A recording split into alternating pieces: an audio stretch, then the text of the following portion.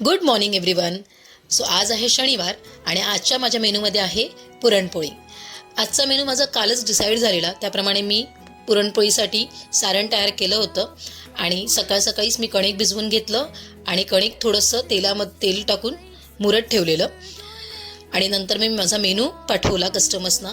जसं मेनू कस्टमर्सपर्यंत पोहोचला तशा ऑर्डर्स यायला सुरुवात झाल्या आणि जशा ऑर्डर्स येत होत्या त्याप्रमाणे मी कस्टमर्सच्या डिमांडप्रमाणे पुरणपोळ्या बनवायला सुरुवात केली. मी एकत्र खूप पुरणपोळ्या बनवून ठेवल्या आणि मग त्याच्यातून ऑर्डर्सना दिल्या अशा होत नाहीत. जशा कस्टमर्सच्या रिक्वायरमेंट्स असतील त्याप्रमाणेच मी पुरणपोळ्या बनवते आणि मग मी पॅकिंग करून त्या वेळेला डिलिव्हर करते. आता इथे माझ्या काही पुरणपोळ्यांचं पॅकिंग तयार झालेलं ते मी डिलिव्हरीसाठी पाठवून दिलेलं. आता मी पुढच्या आलेल्या पुरणपोळ्यांची डिलिव्हरी करत होते.